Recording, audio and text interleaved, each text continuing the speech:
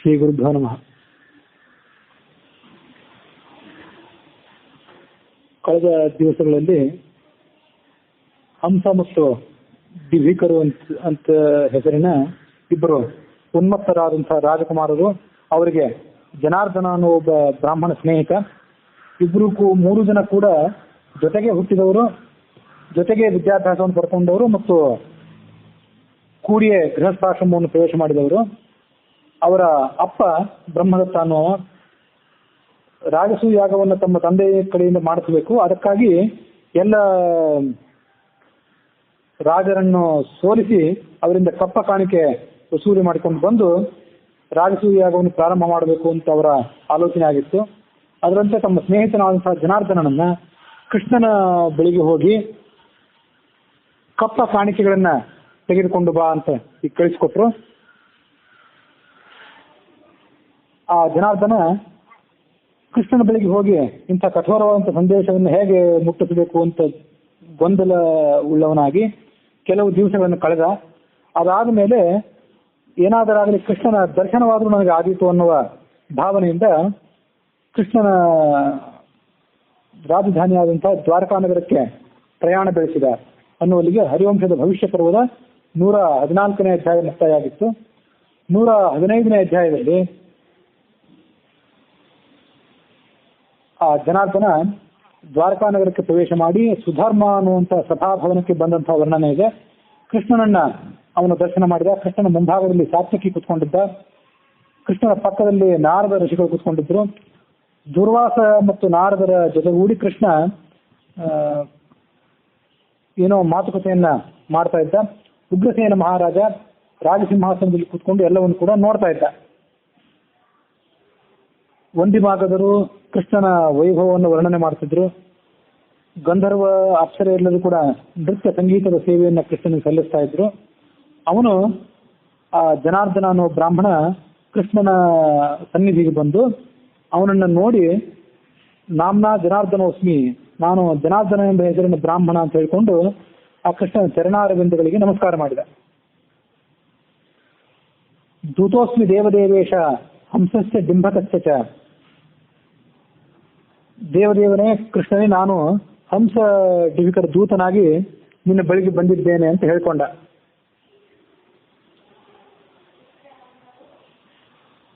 ಆಗ ಕೃಷ್ಣ ಅವನಿಗೆ ಆಶ್ವೇದಂ ವಿಸ್ತರಂ ಪೂರ್ವಂ, ಬ್ರಾಹ್ಮಣೋತ್ತಮನೇ ಮೊದಲು ಈ ಸುಖಾಸನದಲ್ಲಿ ಕೂತ್ಕೋ, ಅದಾದ ಬಳಿಕ ನೀನು ಯಾವ ಕಾರ್ಯಕ್ಕಾಗಿ ಬಂದದ್ದಿ ಅನ್ನೋದನ್ನು ನನಗೆ ವಿವರಿಸಿ ಹೇಳು. ಸೇವಕರು ಸಿಂಹಾಸನವನ್ನು ಸಿದ್ಧಪಡಿಸಿದ್ರು. ಆ ಸಿಂಹಾಸನದಲ್ಲಿ ಆ ಜನಾರ್ದನ ಕೂತ್ಕೊಂಡ. ಕೃಷ್ಣ ಆ ಬ್ರಹ್ಮದತ್ತ ಮಹಾರಾಜನ ಮತ್ತು ಅವನ ಮಕ್ಕಳಾದಂತಹ ಹಂಸ ಡಿಂಬಕರ ಕುಶಲ ಸಮಾಚಾರವನ್ನು ಕೇಳ್ಕೊಂಡ. ಅವರೆಲ್ಲರೂ ಕುಶಲಿಗಳಾಗಿದ್ದಾರೆ, ಹೌದಲ್ಲೋ, ಮತ್ತು ನಿನ್ನ ತಂದೆಯಾದಂತಹ ಮಿತ್ರ ಸಹ ಅನ್ನುವ ಬ್ರಾಹ್ಮಣ, ಜನಾರ್ದನನ ತಂದೆಯಾದಂತಹ ಮಿತ್ರ ಸಹ ಅನ್ನುವ ಬ್ರಾಹ್ಮಣ, ಅವನು ಕುಶಲಿಯಾಗಿದ್ದಾನೋ ಇಲ್ಲೋ ಅಂತ ಕೃಷ್ಣ ಕೇಳಿದ. ಆಗ ಆ ಜನಾರ್ದನ ಉತ್ತರಿಸಿದ, ಬ್ರಹ್ಮದತ್ತ ರಾಜನು ಕುಶಲಿಯಾಗಿದ್ದಾನೆ, ನನ್ನ ತಂದೆಯೂ ಕುಶಲಿಯಾಗಿದ್ದಾನೆ, ಹಂಸ ಡಿಬಿಕರು ಕೂಡ ಕ್ಷೇಮದಿಂದಿದ್ದಾರೆ ಅಂತ ಉತ್ತರಿಸಿದ.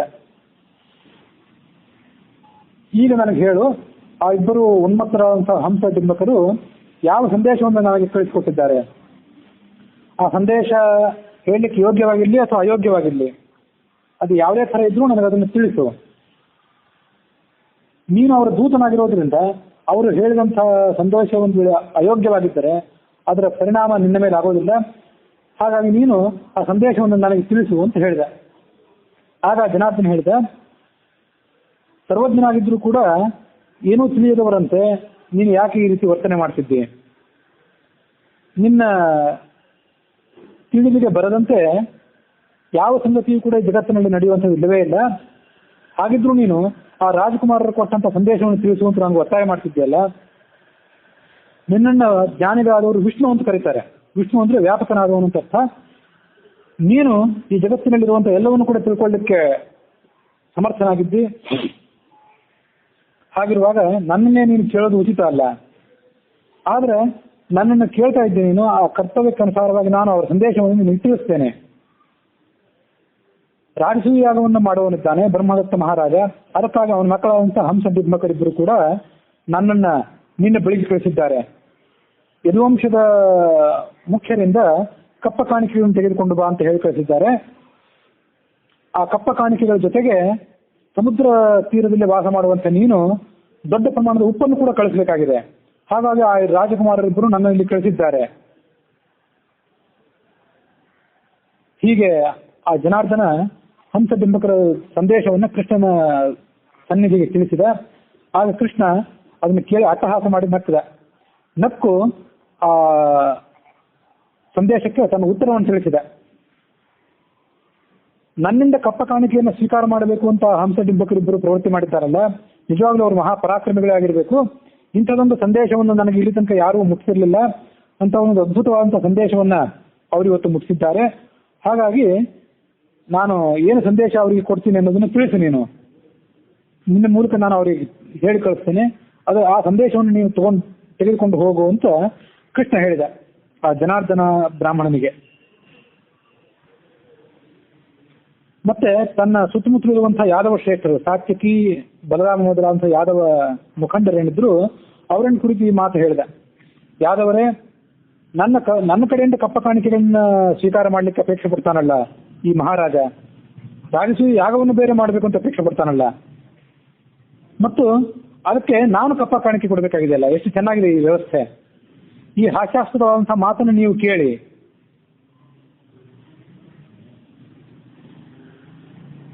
ಹೀಗೆ ಆ ಕೃಷ್ಣ ಆ ಸಂದೇಶವನ್ನ ಯಾದವ ಮುಖಂಡರೆಲ್ಲರ ಕಿವಿಗೆ ತಲುಪಿಸಿದ ಮೇಲೆ ಆ ಯಾದವರೆಲ್ಲರೂ ಕೂಡ ಹಂಸಸ್ಯ ಕರದ ಕೃಷ್ಣ, ಬಿಂಬಸ್ಯ ಕರದ ಕೃಷ್ಣ ಅಂತ ಹೇಳಿ ಅಪಹಾಸ್ಯ ಮಾಡ್ಲಿಕ್ಕೆ ಪ್ರಾರಂಭ ಮಾಡಿದ್ರಂತೆ.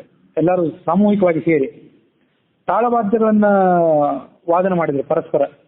ಪರಸ್ಪರ ಕೈಗಳನ್ನ ಒಬ್ರಿಗೊಬ್ರು ಬಡ್ಕೊಂಡು ಚಪ್ಪಾಳೆ ಬಾರಿಸಿ, ಕೃಷ್ಣ ನಮ್ಮ ಯಾದವ ಮುಖಂಡನ ಅಂತ ಕೃಷ್ಣ ಹಂಸನಿಗೆ ಕರವನ್ನು ಕೊಡುವವನಿದ್ದಾನೆ, ಬಿಂಬಕನಿಗೆ ಕರವನ್ನು ಕೊಡುವವನಿದ್ದಾನೆ ಅಂತ ಹೀಗೆ ಹೇಳಿ ಆ ಜನಾರ್ದನ ಅನ್ನುವ ದೂತನ ಸಮ್ಮುಖದಲ್ಲಿ ಅವರು ಪರಸ್ಪರ ಚಪ್ಪಾಳೆ ಬಾರಿಸಿ ಅಪಹಾಸ್ಯ ಮಾಡಿದರು.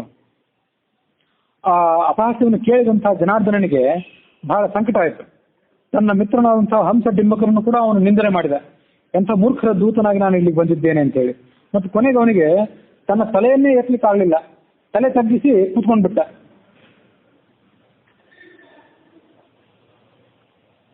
ಅಲ್ಲಿಗೆ 116ನೇ ಅಧ್ಯಾಯ ಮುಕ್ತಾಯವಾಗಿದೆ.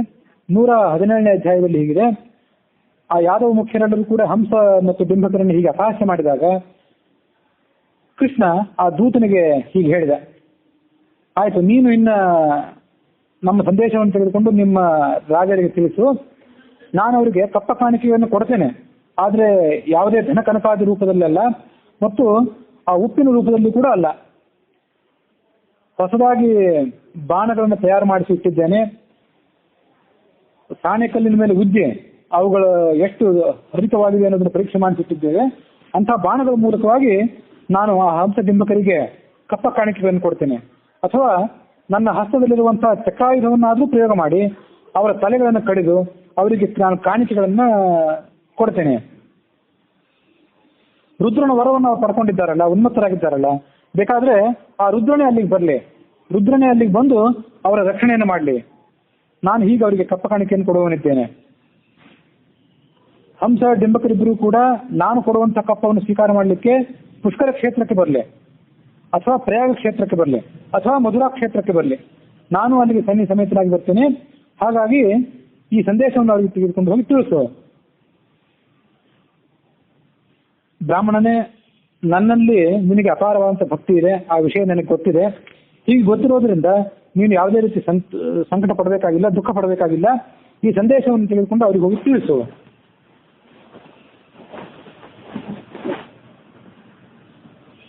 ಶಾಸ್ತ್ರ ನಿರ್ಣಯದಲ್ಲಿ ಹೇಳಿದಂತೆ ಅವನು ಆ ಜನಾರ್ದನ ಬ್ರಾಹ್ಮಣ ಕೃಷ್ಣನ ಬಳಿಗೆ ಬಂದಾಗ, ಯತಃ ಸುಪಾಪದೂತಕಃ ತಥೋಹಿ ತಾದೃಶಂ ವಚಃ, ಭಗವಂತನೇ, ನಾನು ಮಹಾಪಾಪಿಷ್ಠನೊಬ್ಬನ ದೂತನಾಗಿ ಬಂದಿದ್ದೇನೆ.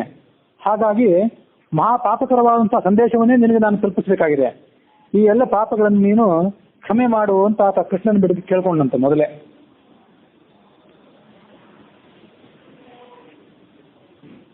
ಆಗ ಕೃಷ್ಣ ಅವನಿಗೆ ಸಮಾಧಾನ ಮಾಡಿ ಅವನು ಕೊಟ್ಟಂತ ಸಂದೇಶವನ್ನು ಕೇಳಿಕೊಂಡ. ಸಂದೇಶವನ್ನು ಕೇಳಿ ಅವನ ಆ ಜನಾರ್ದನನ ಮೂಲಕವೇ ಅವರ ಹಂಸ ಮತ್ತು ಡಿಂಬಕರಿಗೆ ಮತ್ತು ಅವರ ತಂದೆಯಾದಂತಹ ಬ್ರಹ್ಮದತ್ತನಿಗೆ ಸಂದೇಶವನ್ನ ಕೃಷ್ಣ ಕೊಟ್ಟು ಕಳಿಸಿದ. ಬ್ರಹ್ಮದತ್ತ ರಾಜಸೂಯ ಯಾಗವನ್ನು ಮಾಡ್ಬೇಕಂತ ಮಾಡಿದ್ನಲ್ಲ, ಆ ಬ್ರಹ್ಮದತ್ತ ಹಂಸ ಡಿಂಬಕರಿಬ್ಬರೂ ಕೂಡಿ, ಹಂಸ ಮತ್ತು ಡಿಂಬಕರು ಮತ್ತು ರಾಜನಾಥ ಬ್ರಹ್ಮದತ್ತ ಇವರೆಲ್ಲರೂ ಕೂಡ ಆ ಜರಾಸಂಧನ ಅನುಯಾಯಿಗಳಾಗಿದ್ರು. ಜರಾಸಂಧ ತಾನೇ ಯಾಕೆ ರಾಜಸೂಯ ಯಾಗ ಮಾಡಿರಲಿಲ್ಲ? ಜರಾಸಂಧನ ಅನುಯಾಯಿ ಆದಂತ ಬ್ರಹ್ಮದತ್ತ ರಾಜಸೂಯ ಯಾಗವನ್ನು ಯಾಕೆ ಮಾಡ್ಲಿಕ್ಕೆ ಬಯಸಿದ್ದ ಅಂತಂದ್ರೆ, ಜರಾಸಂಧ ವೈಷ್ಣವ ಯಾಗವಾದಂಥ ರಾಜಸೂಯ ಯಾಗವನ್ನು ಮಾಡ್ಲಿಕ್ಕೆ ಅಪೇಕ್ಷೆ ಪಟ್ಟಿರಲಿಲ್ಲ. ಯಾಕಂದ್ರೆ ವೇದ ಮಂತ್ರಗಳಲ್ಲಿ ರಾಜಸೂಯ ಯಾಗವನ್ನು ವೈಷ್ಣವ ಮಂತ್ರ ಅಂತ ಪ್ರಶಂಸೆ ಮಾಡಿದ್ದಿದೆ, ವೈಷ್ಣವ ಯಾಗ ಅಂತ ಪ್ರಶಂಸೆ ಮಾಡಿದ್ದಿದೆ. ಯಥೋ ಹಿ ವೈಷ್ಣವಂ ಕೃತಂ ತಮಾಹು ರೀಶ ವೈದಿಕಾಹ. ಹಾಗಾಗಿ ಅದು ವೈದಿಕ ಯಾಗವಾದ್ದರಿಂದ ಅದು ವೈಷ್ಣವ ಯಾಗವಾದ್ದರಿಂದ ಜರಾಸಂಧ ಮಾಡ್ಲಿಕ್ಕೆ ಅಪೇಕ್ಷೆ ಪಟ್ಟಿರಲಿಲ್ಲ. ಆತ ತಾನು ಶಿವಭಕ್ತ ಅಂತ ಭಾವಿಸ್ಕೊಂಡಿದ್ದ. ಹಾಗಾಗಿ ತನ್ನ ಅನುಯಾಯಿ ಆದಂತ ಬ್ರಹ್ಮದತ್ತನಿಗೆ ಆ ರಾಜಸೂಯ ಯಾಗವನ್ನು ಮಾಡ್ಲಿಕ್ಕೆ ಅವನು ಅನುಮತಿ ಕೊಟ್ಟಿದ್ದ. ಜರಾಸಂಧ ವೈಷ್ಣವ ಯಾಗವಾದಂತಹ ರಾಜಸೂಯ ಯಾಗವನ್ನು ಮಾಡ್ಲಿಕ್ಕೆ ತಯಾರಿಲ್ಲದೆ ಇದ್ರೆ ಅವನ ಅನುಯಾಯಿಗಳಾದವರು ಈ ಬ್ರಹ್ಮದತ್ತ ಅವ್ರು ಹಾಗಾದ್ರೆ ವೈಷ್ಣವರೇ, ಅವ್ರು ವಿಷ್ಣು ಭಕ್ತರೇ ಅಥವಾ ಅವ್ರು ಶಿವನ ಭಕ್ತರೇ, ಅವರಾದ್ರೂ ಈ ರಾಜಸೂಯ ಯಾಗವನ್ನು ಯಾಕೆ ಮಾಡ್ಲಿಕ್ಕೆ ಪ್ರಯತ್ನ ಪಟ್ಟರು ಅಂತಂದ್ರೆ, ಅವರಾದ್ರೂ ರಾಜಸೂಯ ಯಾಗವನ್ನ ವೈಷ್ಣವ ಯಾಗವಾದಂತಹ ರಾಜಸೂಯ ಯಾಗವನ್ನ ವಿಷ್ಣುವಿನ ಪ್ರೀತ್ಯರ್ಥವಾಗಿ ಮಾಡಬೇಕಂತ ಅಪೇಕ್ಷೆ ಪಟ್ಟಿರಲಿಲ್ಲ. ಅವರು ನಿಜವಾದ ಶಿವಭಕ್ತರಾಗಿದ್ರೆ ವಿಷ್ಣು ಭಕ್ತರು ಆಗಿರ್ತಿದ್ರು, ನಿಜವಾದ ವಿಷ್ಣು ಭಕ್ತರು ಶಿವಭಕ್ತರು ಹೌದು. ಆದ್ರೆ ಅವರು ಭಗವಂತನ ಪ್ರೀತ್ಯರ್ಥವಾಗಿ ರಾಜಸೂಯ ಯಾಗವನ್ನು ಮಾಡ್ಲಿಕ್ಕೆ ಹೊರಟಿದ್ರು. ಭಗವಂತನ ಪ್ರೀತ್ಯರ್ಥವಾಗಿ ರಾಜಸೂಯ ಯಾಗ ಮಾಡ್ಲಿಕ್ಕೆ ಹೊರಟಿರ್ಲಿಲ್ಲ, ರಾಜಸೂಯ ಯಾಗವನ್ನು ಮಾಡಿ ಆ ಭಗವಂತನನ್ನ ಪರಾಭೂತನಾಗಿ ಮಾಡ್ಲಿಕ್ಕೆ ಹೊರಟಿದ್ರು ಅಂತ ಒಂದು ದುರುದ್ದೇಶ ಅವರಲ್ಲಿತ್ತು. ಹಾಗಾಗಿ ಅಂತ ಕೆಟ್ಟ ಉದ್ದೇಶದಿಂದ ಅವರು ಯಾಗವನ್ನು ಮಾಡ್ಲಿಕ್ಕೆ ಹೊರಟಿದ್ರು. ಜರಾಸಂಧನಿಗೂ ಕೂಡ ಎಲ್ಲ ವಿಷಯಗಳು ಗೊತ್ತಿದ್ರು ಕೂಡ ಆತ ಅದನ್ನ ಉಪೇಕ್ಷೆ ಮಾಡಿದ್ದ.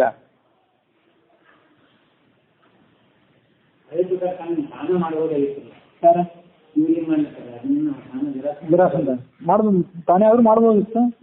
ಶಿವನ ಭಕ್ತನಾಗಿದ್ದ, ಅದರಿಂದ ಅವನು ಮಾಡ್ಲಿಕ್ಕೆ ಅಪೇಕ್ಷೆ ಪಟ್ಟಿರಲಿಲ್ಲ. ತಾತ್ಪರ್ಯ ನೇರವಾಗಿ ಅದಕ್ಕೇನು ಉತ್ತರ ಇಲ್ಲ.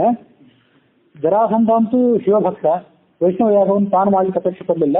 ಅವನ ಭಕ್ತರಾದವರು ಅವರು ಏನು ದೊಡ್ಡ ವಿಷ್ಣು ಭಕ್ತರನ್ನಲ್ಲ. ಅದು ಅವರಾದ್ರೂ ಯಾಕೆ ಮಾಡಿದ್ರು ಅಂದ್ರೆ ವಿಷ್ಣುವಿನ ಪ್ರೀತ್ಯರ್ಥವಾಗಿ ಅಲ್ಲ, ವಿಷ್ಣುವಿಗೆ ಪರಾಭವನ್ನುಂಟು ಮಾಡ್ಲಿಕ್ಕಾಗಿ ಅಂತ ವ್ಯಾಖ್ಯಾನದಲ್ಲಿ ಹೇಳಿದ್ದಾರೆ ಅಷ್ಟೇ.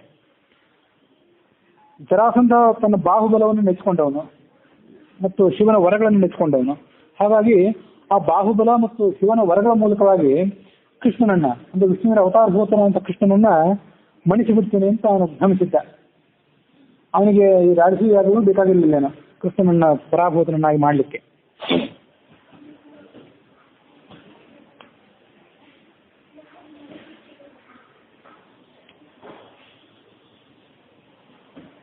ಕೃಷ್ಣ ಬ್ರಾಹ್ಮಣನಿಗೆ ಹೀಗೆ ಹೇಳಿದ. ಆಮೇಲೆ ತನ್ನ ಸ್ನೇಹಿತನಾದಂತಹ ಸಾತ್ಯಕಿಗೆ ಹೇಳಿದಂತೆ ಕೃಷ್ಣ, ಸಾತ್ಯಕಿಯೇ ನೀನು ಕೂಡ ಈ ಬ್ರಾಹ್ಮಣನ ಜೊತೆಗೆ ಈಗಲೇ ಶಾಲ್ವನ ನಗರಕ್ಕೆ ಹೋಗು, ಅವರ ರಾಜಧಾನಿಗೆ ಹೋಗು.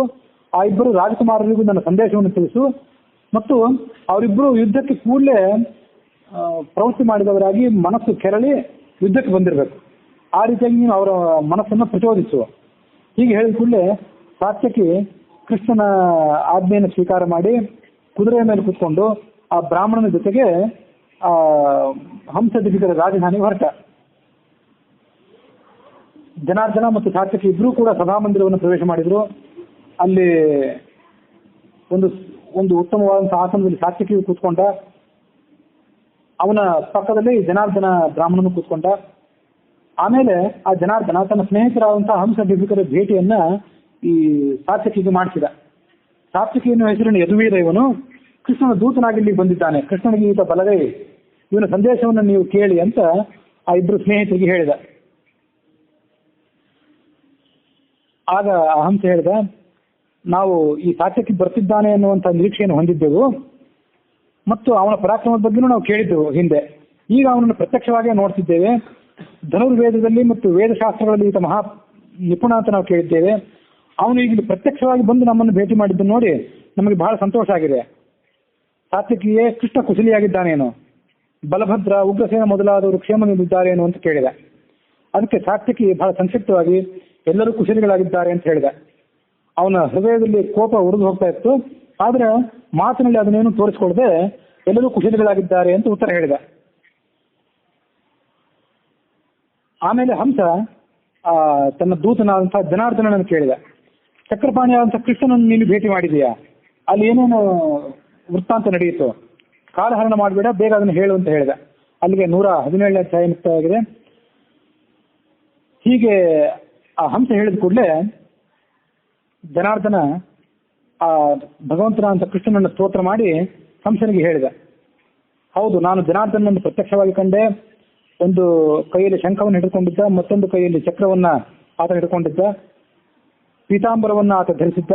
ಅಂತಹ ದಿವ್ಯವಾದಂತಹ ಸ್ವರೂಪ ಇದ್ದಂತಹ ಅವನ ಆ ಕೃಷ್ಣನ ದಿವ್ಯ ಮಂಗಳ ವಿಗ್ರಹವನ್ನು ನಾನು ನೋಡಿದೆ.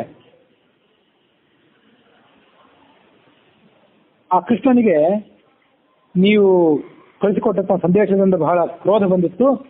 ಆ ಕ್ರೋಧದಿಂದ ಅವನು ನಿಮ್ಮಿಬ್ಬರನ್ನೇ ಸದಾ ನೆನಪಿಸ್ಕೊಳ್ತಾ ಇದ್ದ. ಅವರಿಬ್ಬರಿಗೆ ಎಲ್ಲಿದ್ದಾರೆ, ಅವರ ವೃತ್ತಾಂತವನ್ನು ನನಗೆ ತಿಳಿಸುವಂತವ್ರು ಯಾರಿದ್ದಾರೆ ಅಂತ ಆತ ಮೇಲಿಂದ ಮೇಲೆ ಸುತ್ತಮುತ್ತಿದ್ದವ್ರನ್ನ ಕೇಳ್ತಿದ್ದ. ಕೊಟದ್ವಿಕ್ಷಾಮಿ ತೌ ಮಂದವು, ಆ ಮೂರ್ಖರಿಬ್ಬರನ್ನು ನಾನು ಯಾವತ್ತು ನೋಡ್ತೇನೆ, ಯಾವತ್ತು ಅವ್ರನ್ನ ನಾನು ಸಂಹಾರ ಮಾಡಿಬಿಡ್ತೇನೆ ಅಂತ ಕೃಷ್ಣ ಆಲೋಚನೆ ಮಾಡ್ತಿದ್ದ. ನೀವು ಅವನಿಂದ ಕಪ್ಪ ಕಾಣಿಕೆಯನ್ನ ವಸೂಲಿ ಮಾಡ್ಕೊಳ್ಬೇಕು ಅಂತ ಬಯಸಿದ್ದೀರಲ್ಲ, ಆ ವಾರ್ತೆಯನ್ನು ಕೇಳಿದ ಕೂಡಲೇ ಕೃಷ್ಣನಿಗೆ ಅಟ್ಟಹಾಸ ಮಾಡಬೇಕಂತ ಅನಿಸ್ತು. ತನ್ನ ಸಹಚರಾದಂಥ ಎಲ್ಲ ಯಾದವರ ಜೊತೆ ಸೇರಿ ಆತ ಜೋರಾಗಿ ಅಟ್ಟಹಾಸ ಮಾಡಿ ನಕ್ಕು ಬಿಟ್ಟ. ಅವನ ಪಕ್ಕದಲ್ಲೇ ದೂರ್ವಾಸರಿದ್ರು, ನಾರದರ್ಶಿಗಳು ಕೂಡ ಇದ್ರು. ದುರ್ವಾಸರು ಮತ್ತು ನಾರದರ ಕೃಷ್ಣನಿಗೂ ಕೂಡ ವೇದಶಾಸ್ತ್ರಗಳಲ್ಲಿ ಬ್ರಹ್ಮಸೂತ್ರಗಳಲ್ಲಿ ಹೇಳಿದಂಥ ದಿವ್ಯವಾದಂತಹ ತತ್ವವನ್ನ ಪರಾಮರ್ಶೆ ಮಾಡ್ತಾ ಇದ್ರು.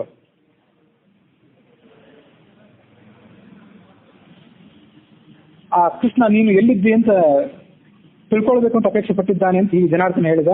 ಅದನ್ನು ಕೇಳಿದ ಕೂಡಲೇ ಆ ಜನಾರ್ದನನಿಗೆ ಮತ್ತಷ್ಟು ಪಿತ್ತ ಕೆರಳಿತು.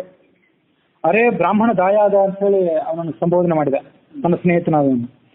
ಬರೇ ಬ್ರಾಹ್ಮಣನ ಸಂಬೋಧನೆ ಮಾಡಿದ್ರೆ ಶ್ರೇಷ್ಠ ಬ್ರಾಹ್ಮಣನ ಸಂಬೋಧನೆ ಮಾಡಿದಂತೆ. ಬ್ರಾಹ್ಮಣ ದಾಯಾದ ಅಂದ್ರೆ ಬ್ರಾಹ್ಮಣನಂತೆ ಕಾಣುವಂಥವನು, ಬ್ರಹ್ಮ ಬಂಧು ಅಂತ ಹೀಗೆ ಸಂಬೋಧನೆ ಮಾಡಿದಂಗೆ. ನಿನ್ನ ಬಾಯಿಂದ ಎಂತ ಕಠೋರವಾದಂಥ ಮಾತು ಕೇಳಿ ಬರ್ತಾ ಇದೆ. 3 ಲೋಕವನ್ನು ಗೆಲ್ಲಬೇಕು ಅಂತ ಅಪೇಕ್ಷೆ ಪಟ್ಟವರು ನಾವು, ಗೆಲ್ಲುವಂತ ಸಾಮರ್ಥ್ಯ ಇದ್ದವರು, ನಮ್ಮೆದುರಿಗೆ ನೀನು ತಕ್ರೂರವಾದ ಮಾತನ್ನಾಡ್ತಿದ್ಯಲ್ಲ. ಆ ಮಾಯಾವಿಯಾದಂಥ ಆ ಕೃಷ್ಣ ನಿನಗೂ ತನ್ನ ಮಂಕು ಬೂದಿಯನ್ನು ಎರಚಿದ್ದಾನೆ ಅಂತ ಕಾಣಿಸ್ತದೆ. ಅವನನ್ನು ನೋಡಿದ ಕೂಡಲೇ, ಅವನ ಶಂಖಚಕ್ರಗಳನ್ನು ನೋಡಿದ ಕೂಡಲೇ ನೀನು ಭ್ರಾಂತರಾಗಿದ್ದೀಯ. ಆ ದುರ್ಮತಿಯಾದಂಥ ಕೃಷ್ಣ ಇಂದ್ರಜಾಲ ವಿದ್ಯೆಯ ಪರಿಣಾಮವನ್ನು ನಿಮ್ಮ ಮೇಲೆ ಬೀರಿದ್ದಾನೆ. ಹಾಗಾಗಿ ಆ ಅಂಥ ಕೆಟ್ಟ ಮಾತುಗಳನ್ನು ನೀವು ನನ್ನ ಎದುರಿಗೆ ಬಂದು ಹೇಳ್ತಾ ಇದ್ದೀವಿ. ಏನೋ ಒಂದು ಸ್ನೇಹಿತ ಆದ್ರಿಂದ ನಿನ್ನ ಮಾತುಗಳನ್ನು ಸಹಿಸಿಕೊಂಡಿದ್ದೇನೆ, ಬೇರೆಯವರಾಗಿದ್ರೆ ನಿನ್ನ ಮಾತುಗಳನ್ನು ಸಹಿಸಿಕೊಟ್ಟಿರ್ಲಿಲ್ಲ. ಯಥೇಷ್ಟವಾಗಿ ಹೊರಟು ಹೋಗು. ಭೂಮಂಡಲದಲ್ಲಿ ಬೇರೆ ಕಡೆ ಎಲ್ಲ ಹೋಗಿ ವಾಸ ಮಾಡಬೇಕು ಅನ್ಸಿದ್ರೆ ಅಲ್ಲೇ ವಾಸ ಮಾಡು. ಸ್ನೇಹಿತರು ಅನ್ನೋ ನೆಪದಿಂದ ನಮ್ಮ ಹತ್ತಿರ ಮಾತ್ರ ನೀನು ಇರಬೇಡ. ನಾವು ಆ ಗೋಪಾಲಕನಾದಂಥ ಕೃಷ್ಣನನ್ನ ಮತ್ತು ಅವನ ಸಹಚರರಾದಂಥ ಯಾದವರನ್ನು ಸಂಹಾರ ಮಾಡಿ ಯಜ್ಞವನ್ನು ಮಾಡಿಯೇ ಮಾಡ್ತೀವಿ. ನಿನ್ನ ಸ್ನೇಹವನ್ನು ನಾನು ಬಿಟ್ಟುಕೊಟ್ಟಿದ್ದೇನೆ, ಹೊರಟು ಹೋಗು ಅಂತ ಹೇಳಿದ. ಅಷ್ಟು ಹೇಳಿ ಹಂಸ ಸಾತ್ವಿಕಿಗೆ ಹೇಳಿದ. ಅವನಿಗೂ ಹಾಗೆ ಸಂಬೋಧನೆ ಮಾಡಿದ. ಭೋ ಯಾದವ ದಾಯಾದ, ಯದುವಂಶದಲ್ಲಿ ಹುಟ್ಟಿದವನೇ ಅಧಮನೆ ಅಂತ ಹೀಗೆ ಸಂಬೋಧನೆ ಮಾಡಿದಂತೆ. ಯಾವ ಕಾರಣದಿಂದ ಇಲ್ಲಿಗೆ ಬಂದಿದ್ದಿ? ಆ ನಂದಕುಮಾರ ಏನು ಹೇಳಿದ್ದಾನೆ? ಕಪ್ಪ ಕಾಣಿಕೆಯನ್ನು ಏನು ಕಳಿಸಿದ್ದಾನೆ? ಆಗ ಸಾತ್ವಿಕ ಹೇಳಿದ, ಶಾರ್ಂಗ ಧನಸ್ಸಿನ ಮೇಲೆ ತೀಕ್ಷ್ಣವಾದಂಥ ಬಾಣಗಳನ್ನು ಹೂಡಿ ನಾನು ಆ ಬಾಣಗಳ ಮೂಲಕವಾಗಿ ನಿಮಗೆ ಕಪ್ಪ ಕಾಣಿಕೆಯನ್ನು ಸಲ್ಲಿಸ್ತೇನೆ. ಇಲ್ಲ ಖಡ್ಗದಿಂದಾಗಲಿ ಅಥವಾ ಚಕ್ರದಿಂದಾಗಲಿ ನಿಮಗೆ ಕಪ್ಪ ಕಾಣಿಕೆಯನ್ನು ನಾನು ಸಲ್ಲಿಸುವನಿದ್ದೇನೆ. ಮೂರ್ಖನೇ, ನೃಪಾಧಮನೆ, ನೀಚ ರಾಜನೇ, ನಿನಗೆ ಇದಕ್ಕಿಂತಲೂ ಯೋಗ್ಯವಾದಂಥ ಕಪ್ಪ ಕಾಣಿಕೆ ಯಾವುದೂ ಇಲ್ಲ. ಹಾಗಾಗಿ ಈ ಕಪ್ಪ ಕಾಣಿಕೆಯನ್ನು ನೀನು ಸ್ವೀಕಾರ ಮಾಡಲಿಕ್ಕೆ ಸಿದ್ಧನಾಗಿರು. ನಾವೆಲ್ಲರೂ ಕೂಡ, ಬಲರಾಮ, ಸಾತ್ವಿಕಿ ಮೊದಲಾದಂಥ ನಾವೆಲ್ಲರೂ ಕೂಡ ಆ ಕೃಷ್ಣನಿಗೆ ಸಹಾಯಕರಾಗಿರ್ತೇವೆ. ಬಲಭದ್ರ, ಸಾತ್ವಿಕಿ, ಕೃತವರ್ಮ, ನಿಷಠ, ಬಭ್ರು, ಉತ್ಕಲ ಮೊದಲಾದಂಥ ಯಾದವರು, 7ನೇಯವನು ಸಾರಣ, 8ನೇಯವನು ಸಾರಂಗ, 9ನೇಯವನು ವಿಪ್ರತು, 10ನೇಯವನು ಆದವನು ಉದ್ಧವ. ಇವರು ಹೀಗೆಲ್ಲರೂ ಕೂಡ ನಾವು ಕೃಷ್ಣನಿಗೆ ಸಹಾಯಕರಾಗಿದ್ದೇವೆ. ಹಂಸಡಿಬಿಕರ ನೀಚರಾದಂತಹ ನಿಮ್ಮಿಬ್ಬರನ್ನ, ಅಂದ್ರೆ ಹಂಸಡಿಬಿಕರನ್ನ ಸಂಹಾರ ಮಾಡಲಿಕ್ಕೆ ಕೃಷ್ಣನ ಮಕ್ಕಳಾದಂತಹ ಪ್ರದ್ಯುಮ್ನ ಸಾಂಬರೇ ಸಾಕು. ಸ್ವಯಂ ಕೃಷ್ಣನಾಗಲಿ ಬಲರಾಮನೇ ಬರಬೇಕು ಅಂತಿಲ್ಲ.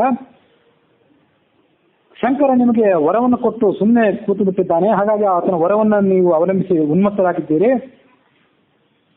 ಕೃಷ್ಣನ ಮೇಲೆ ಯುದ್ಧ ಸಾರಬೇಕು ಅಂತ ಹೊರಟಿದ್ದೀರಿ. ಹಾಗಾಗಿ ನೀವಿವತ್ತು ಆ ಕೃಷ್ಣನ ಮೇಲೆ ದ್ವೇಷ ಮಾಡಿದ್ರ ಪರಿಣಾಮವಾಗಿ ಅಂತ್ಯವನ್ನು ಕಾಣುವವರಿದ್ದೀವಿ. ನಿಮಗೆ ಅಪೇಕ್ಷಿತವಾದಂತಹ ಕ್ಷೇತ್ರಕ್ಕೆ ನೀವು ಬನ್ನಿ, ಅಲ್ಲಿ ಕೃಷ್ಣನಿಂದ ನೀವು ಕಪ್ಪ ಕಾಣಿಕೆಗಳನ್ನು ವಸೂಲಿ ಮಾಡಿ. ಪುಷ್ಕರ ಕ್ಷೇತ್ರದಲ್ಲಿ ಬನ್ನಿ, ಅಥವಾ ಗೋವರ್ಧನ ಪರ್ವತಕ್ಕೆ ಬನ್ನಿ, ಮಥುರಾ ಕ್ಷೇತ್ರದಲ್ಲಾಗಲೂ ಬನ್ನಿ, ಅಥವಾ ಪ್ರಯಾಗ ಕ್ಷೇತ್ರಕ್ಕೆ ಬನ್ನಿ. ಅಲ್ಲಿ ಬಂದು ಕೃಷ್ಣನ ಕಡೆಯಿಂದ ನೀವು ಕಪ್ಪ ಕಾಣಿಕೆಯನ್ನು ವಸೂಲಿ ಮಾಡಿ. ಹೀಗೆ ಸಾತ್ವಿಕಿ ಮಂದಹಾಸಪೂರ್ವಕವಾಗಿ ಕೃಷ್ಣನ ಸಂದೇಶವನ್ನ ಆ ಹಂಸದೀಪಿಕರಿಬ್ಬರಿಗೂ ಮುಟ್ಟಿಸಿದ ಅನ್ನೋಲ್ಲಿಗೆ 118ನೇ ಅಧ್ಯಾಯ ಮುಕ್ತಾಯವಾಗಿದೆ. 119ರಲ್ಲಿ ಸಾತ್ಯಕಿ ಆ ಸಂದೇಶವನ್ನು ಕೇಳಿ ಹಂಸದೀಪಿಕರಿಬ್ಬರು ಕ್ರುದ್ಧರಾದರು. ಕೂಡಲೇ ಆ ಇಬ್ಬರು ಆಕ್ರೋಶ ಮಾಡಲಿಕ್ಕೆ ಪ್ರಾರಂಭ ಮಾಡಿದರು. ಕೊನು ಕೊಬಾ ನಂದಸೂನು ಕೊಬಾ ರಾಮೋ ಬಲೋತ್ಕಟಃ, ಆ ನಂದಕುಮಾರ ಎಲ್ಲಿದ್ದಾನೆ, ಮದಾಂಧನಾದಂಥ ಬಲರಾಮನಾದರೂ ಎಲ್ಲಿದ್ದಾನೆ, ಹೀಗೆ ಅವರಿಬ್ಬರು ಆರ್ಭಟ ಮಾಡಲಿಕ್ಕೆ ಪ್ರಾರಂಭ ಮಾಡಿದರು. ಮತ್ತು ಸಾತ್ಯಕಿಗೆ ಹೇಳಿದರು, ನಮ್ಮ ಮುಂದೆ ಎಂಥ ಉದ್ದಟವನ್ನು ಮಾತನಾಡ್ತಿದ್ದಿ, ದೂತನಾಗಿ ಬಂದಿದ್ದೆ, ಆದ್ರಿಂದ ದೂತನನ್ನು ಕೊಲ್ಲಬಾರದು ಅಂತ ರಾಜನೀತಿ, ಹಾಗಾಗಿ ನಿನ್ನನ್ನು ನಾವು ಕೊಲ್ಲಿಕ್ಕೆ ಅಪೇಕ್ಷೆ ಪಡೋದಿಲ್ಲ. ಇಲ್ಲದೇ ಇದ್ರೆ ನಿನ್ನ ಲಜ್ಜಾರಹಿತವಾದಂತಹ ಈ ಮಾತುಗಳಿಗೆ ನಾವು ಈಗಾಗಲೇ ಶಿಕ್ಷೆಯನ್ನು ಕೊಟ್ಟು ನಿನ್ನನ್ನು ಸಂಹಾರ ಮಾಡಬೇಕಾಗ್ತಿತ್ತು. ಹಾಗಾಗಿ ಕೂಡಲೇ ಇಲ್ಲಿಂದ ಹೊರಟು ಹೋಗು, ಆ ಕೃಷ್ಣನ ಮೇಲೆ ನಾವು ಯುದ್ಧಕ್ಕೆ ಬರುವವರಿದ್ದೇವೆ, ಅದನ್ನು ಅವನಿಗೆ ತಿಳಿಸು. ಪ್ರಭುವಾದಂತಹ ಶಂಕರ ಮಹಾದೇವ ನಮಗೆ ಎಲ್ಲಾ ತರದ ವರಗಳನ್ನು ಕೊಟ್ಟಿದ್ದಾನೆ, ಅನೇಕ ಆಯುಧಗಳಿಂದ ನಮ್ಮನ್ನು ಸಜ್ಜುಗೊಳಿಸಿದ್ದಾನೆ. ಹಾಗಾಗಿ ಕೃಷ್ಣನನ್ನ ಮತ್ತು ಆತನ 10 ಜನ ಸಹಾಯಕರು ಅಂತ ಯಾವ್ಯಾವ ಹೆಸರುಗಳು ಹೇಳಿದಲ್ಲ, ಅವರ ಎಲ್ಲ ಬಲವನ್ನು ನಾವು ಪುಷ್ಕರ ಕ್ಷೇತ್ರದಲ್ಲಿ ನೋಡುವರಿದ್ದೇವೆ. ನಾಳೆ ಅಥವಾ ನಾಡಿನ ದಿವಸ ಅಲ್ಲೇ ಯುದ್ಧಕ್ಕೆ ಬಾ ಅಂತ ಹೇಳು. ಸಾತ್ಯಕಿ ಹೇಳಿದ, ನಾಳೆ ಅಥವಾ ನಾಡಿನ ದಿವಸ ನೀವೇ ಹೇಳಿದಂತೆ ಕೃಷ್ಣ ಪುಷ್ಕರ ಕ್ಷೇತ್ರಕ್ಕೆ ಬರ್ತಾನೆ. ಈಗಲೇ ನಾವು ನಿಮ್ಮನ್ನು ಕೊಂದು ಬಿಡಬೇಕಾಗಿತ್ತು, ಆದರೆ ನಾನು ದೂತನಾಗಿ ಬಂದಿರೋದ್ರಿಂದ ನಿಮ್ಮನ್ನು ಕೊಲ್ಲಿಕ್ಕೆ ಹೋಗೋದಿಲ್ಲ. ನಾಳೆ ಅಥವಾ ನಾಡ್ದು ನಿಮ್ಮ ಈ ದುರಹಂಕಾರದ ಮಾತುಗಳಿಗೆ ಕೃಷ್ಣ ಪ್ರತ್ಯುಪಕಾರವನ್ನು ಮಾಡುವವನಿದ್ದಾನೆ ಅಂತ ಹೇಳಿ ದ್ವಾರಕೆಗೆ ಹೊರಟು ಹೋದ. ಅಲ್ಲಿಗೆ 119ನೇ ಅಧ್ಯಾಯ ಮುಕ್ತಾಯವಾಗಿದೆ. 120ನೇ ಅಧ್ಯಾಯದಲ್ಲಿ ಕೃಷ್ಣನನ್ನು ಸಮೀಪಿಸಿದ ಸಾತ್ಯಕಿ ಸಮೀಪಿಸಿ ಆ ಸಾಲ್ವನ ನಗರದಲ್ಲಿ ನಡೆದಂತಹ ಮಾತುಕತೆಗಳನ್ನೆಲ್ಲವನ್ನು ಕೂಡ ವಿವರಿಸಿ ಹೇಳಿದ. ಕೃಷ್ಣ ತನ್ನವರಾದಂತಹ ಯಾದವರೆಲ್ಲರಿಗೂ ಕೂಡ ಸೈನ್ಯವನ್ನ ಸಜ್ಜುಗೊಳಿಸಲಿಕ್ಕೆ ಆಜ್ಞಾಪನೆ ಮಾಡಿದ. ತಾನು ಶಂಖಚಕ್ರ ಗದಾಪಾಣಿಯಾಗಿ ಆ ಯುದ್ಧದಲ್ಲಿ ಪ್ರವೃತ್ತಿ ಮಾಡಲಿಕ್ಕಾಗಿ ಆತ ಕೂತ್ಕೊಂಡ. ಪಾಂಚಜನ್ಯ ಶಂಖವನ್ನು ಊದಿದ. ಪಾಂಚಜನ್ಯ ಶಂಖವನ್ನ ಊದಿದ ಕೂಡಲೇ ಅದನ್ನು ಕೇಳಿದಂತಹ ಶತ್ರುಗಳ ಎದೆಯಲ್ಲಿ ಭಯ ನೆಟ್ಟು ಹೋಯಿತು. ಕೃಷ್ಣ ಯಾವುದೋ ಮತ್ತೊಂದು ಪ್ರಕಾಂಡವಾದ ಯುದ್ಧವನ್ನು ಮಾಡಲಿಕ್ಕೆ ತಯಾರಾಗಿದ್ದಾನೆ ಅಂತ ಹೇಳಿ ಅವರು ಹೆದರಿದರು. ಪುಷ್ಕರ ಕ್ಷೇತ್ರ ಅದು ಇವತ್ತಿನ ರಾಜಸ್ಥಾನದಲ್ಲಿರುವಂಥದ್ದು. ಅಲ್ಲಿ ಬಂದು ಕೃಷ್ಣ ಮತ್ತು ಆತನ ಸೈನ್ಯ ಎಲ್ಲವೂ ಕೂಡ ಬೀಡು ಬಿಟ್ಟಿತ್ತು. ಸಮಸ್ತ ಯಾದವರು ಕೂಡ ತಮ್ಮ ಬೃಹದಾಕಾರದ ಸೈನ್ಯಕ್ಕೆ ಉಳಿದುಕೊಳ್ಳಿಕ್ಕಾಗಿ ಗುಡಾರಗಳನ್ನು ವಾಸ ಮಾಡಿದರು. ಆ ಸರೋವರಕ್ಕೆ ಬಂದ ಕೃಷ್ಣ ಅಲ್ಲಿ ಬಂದು ಶುದ್ಧಾಚಮನ ಮಾಡಿದ. ಪುಷ್ಕರದ ಸುತ್ತಲೂ ಕೂಡ ಧ್ಯಾನಾಸಕ್ತರಾಗಿ ಕುಳಿತಿದ್ದಂತಹ ಈ ಯತಿಗಳಿಗೆ ಮತ್ತು ಋಷಿಗಳಿಗೆ ನಮಸ್ಕಾರ ಮಾಡಿದ. ಅವರೆಲ್ಲರಿಂದ ಆಶೀರ್ವಾದಗಳನ್ನು ತೆಗೆದುಕೊಂಡು ಹಂಸದೀಪಿಕರಿಬ್ಬರು ಅಲ್ಲಿ ಯಾವಾಗ ಬರ್ತಾರೆ ಅಂತ ಕಾಯ್ತಾ ಕೂತ್ಕೊಂಡಿದ್ದಾನೆ. ಅಲ್ಲಿಗೆ 120ನೇ ಅಧ್ಯಾಯ ಮುಕ್ತಾಯವಾಗಿದೆ. ಹಂಸದೀಪಿಕರಿಬ್ಬರು ಕೂಡ ದೊಡ್ಡ ರಥಗಳನ್ನೇರಿ ಆ ಕೃಷ್ಣನ ಬಳಿಗೆ ದಂಡೆತ್ತಿ ಹೊರಟರು. ರುದ್ರಾಕ್ಷ ಮಾಲೆಯನ್ನು ಧರಿಸಿದ್ರು. ಹಣೆಯ ಎರಡೂ ತುದಿಗಳು ಮುಟ್ಟುವಂತೆ ತ್ರಿಪುಂಡವನ್ನು ಹಚ್ಕೊಂಡಿದ್ರು. ಪರ್ವತಾಕಾರರಂತೆ ವಿಚಕ್ರ ಅನ್ನುವ ಹೆಸರಿನ ದಾನವನು ಕೂಡ ಅವರಿಬ್ಬರಿಗೆ ಸಹಾಯಕನಾಗಿದ್ದ. ಆ ಹಂಸದೀಪಿಕರಿಗೆ ಅವನು ಮೊದಲಿಂದಲೂ ಸಹಾಯಕನಾಗಿದ್ದಂತೆ. ವಿಚಕ್ರ ಅನ್ನುವಂಥ ದಾನವ ವಜ್ರಪಾಣಿಯಾದಂತಹ ಇಂದ್ರನಿಗೂ ಕೂಡ ಅವನನ್ನ ಸೋಲಿಸೋದು ಕಷ್ಟ ಆಗಿತ್ತು. ಅಂಥವ್ರ ಜೊತೆ ಸೇರಿ ಆತ ಪುಷ್ಕರ ಕ್ಷೇತ್ರಕ್ಕೆ ಬಂದ. ಜರಾಸಂಧನಿಗೂ ಕೂಡ ಗೊತ್ತಾಯ್ತು ಹಂಸದೀಪಿಕರಿಬ್ಬರು ಸೇರಿ ಕೃಷ್ಣನ ದಂಡೆತ್ತಿ ಹೊರಟಿದ್ದಾರೆ ಅಂತೇಳಿ. ಆದ್ರೆ ನಡುವೆ ತಾನು ಹೋಗಿ ಆ ಯುದ್ಧ ಮಾಡಬೇಕು ಅಂತ ಪ್ರವೃತ್ತಿಯನ್ನು ಮಾತ್ರ ಮಾಡಲಿಲ್ಲ ಜರಾಸಂಧ. ಯಾಕೆಂದ್ರೆ ನಡುವೆ ತಾನು ಪ್ರವೇಶ ಮಾಡಿದ್ರೆ ಪಾಪ ಸಂಘಟನೆ ಆದೀತು. ಇಬ್ಬರು ಯುದ್ಧ ಮಾಡುವಾಗ ನಡುವೆ ತಾನು ಪ್ರವೇಶ ಮಾಡಬಾರದು. ನನ್ನ ಮೇಲೆ ಕೃಷ್ಣ ದಂಡೆತ್ತಿ ಬರಲಿಲ್ಲ, ಅಥವಾ ಈ ಹಂಸದೀಪಿಕರು ನನ್ನೇನು ಕೇಳ್ಕೊಳ್ಳೂ ಇಲ್ಲ ನನಗೆ ಸಹಾಯ ಮಾಡಿ ಅಂತೆ. ಹಾಗಾಗಿ ನಾನು ಅಲ್ಲಿ ಹೋಗೋದು ಬೇಡ ಅಂತ ಆಲೋಚನೆ ಮಾಡಿದ. ಜರಾಸಂಧ ತನ್ನ ರಾಜಧಾನಿಯಲ್ಲೇ ಇದ್ದ. ಹಂಸದೀಪಿಕರಿಬ್ಬರೇ ಆ ಪುಷ್ಕರ ಕ್ಷೇತ್ರಕ್ಕೆ ಬಂದು ಬೀಡು ಬಿಟ್ಟರು. ಪುಷ್ಕರ ತೀರ್ಥದ ಮಹತ್ವ ಎಂಥದ್ದು ಅಂತಂದ್ರೆ, ಪುಷ್ಕರಂ ಪುಂಡರೀಕಾಕ್ಷ ದ್ವಾವೇವ ಜಗತೀಪತೆ ದರ್ಶನಾತ್ ಸ್ಪರ್ಶನಾಚೈವ ಕಿಲ್ಬಿಷ ಛೇದಿನೋ ನೃಪ. ಪುಂಡರೀಕಾಕ್ಷನಾದಂತಹ ಅಂದ್ರೆ ಕಮಲಾಕ್ಷನಾದಂತಹ ಕೃಷ್ಣ ಮತ್ತು ಈ ಪುಷ್ಕರ ಕ್ಷೇತ್ರ ಕೇವಲ ಅದರ ದರ್ಶನದಿಂದ ಮತ್ತೆ ಅಲ್ಲಿ ಅದರ ನೀರನ್ನು ಪ್ರೋಕ್ಷಣೆ ಮಾಡ್ಕೊಳ್ಳೋದ್ರಿಂದ ಮತ್ತು ಸ್ನಾನ ಮಾಡುವುದರಿಂದ ಎಲ್ಲ ರೀತಿಯಾದಂತಹ ಪಾಪಗಳನ್ನು ಪರಿಹಾರ ಮಾಡುವಂಥದ್ದು. ದೇವತಾ ಶ್ರೇಷ್ಠರಾದವರು ಮುನಿಗಳಾದವರು ಅಲ್ಲಿ ಬಂದು ಯಾವತ್ತೂ ಕೂಡ ಸೇವೆಯನ್ನು ಸಲ್ಲಿಸ್ತಿರ್ತಾರೆ. ನನಗೆ ನೆನಪಿದ್ದ ಪ್ರಕಾರ ಅಲ್ಲಿ ಬ್ರಹ್ಮನ ದೇವಸ್ಥಾನ ಇದೆ, ಚತುರ್ಮುಖ ಬ್ರಹ್ಮನ ದೇವಸ್ಥಾನ ಅಲ್ಲಿದೆ. ಬೇರೆ ಕಡೆಯಲ್ಲಿ ಇಲ್ಲ, ಒಂದು ಅಪರೂಪದ ದೇವಸ್ಥಾನ ಅಲ್ಲಿದೆ. ಅದು ನಾನು ಸ್ವಲ್ಪ ಕೇಳಿ ಹೇಳ್ತೇನೆ ಯಾವ ದೇವಸ್ಥಾನ ಇದೆ ಅಂತ ಹೇಳಿ.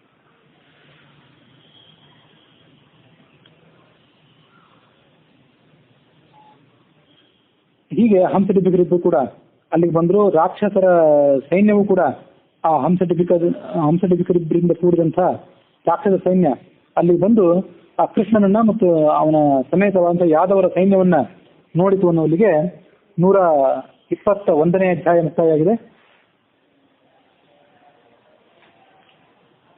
ವಿಚಕ್ರ ಅನ್ನುವಂಥ ಹೆಸರಿನ ದಾನವನ ಬಗ್ಗೆ ನಾವಿವತ್ತು ಹೇಳಿದ್ವಿ. ಆ ವಿಚಕ್ರ ಅನ್ನುವಂಥ ದಾನವ ತಾತ್ಪರ್ಯ ನಿರ್ಣಯದಲ್ಲಿ ಬಂದಂತೆ ಬ್ರಹ್ಮನಿಂದ ವರವನ್ನು ಪಡ್ಕೊಂಡಿದ್ದ, ಅದೇ ವರವನ್ನ ನಾನು ಯಾರಿಗೂ ಸೋಲಬಾರದು ಅಂತ ಹೇಳಿ. ಹೀಗೆ ದೇವತೆಗಳಿಗೆ ಆತ ಅನೇಕ ರೀತಿಯಾದಂತಹ ತೊಂದರೆಗಳನ್ನು ಕೊಡ್ತಿದ್ದ ಮೇಲಿನ ಮೇಲೆ.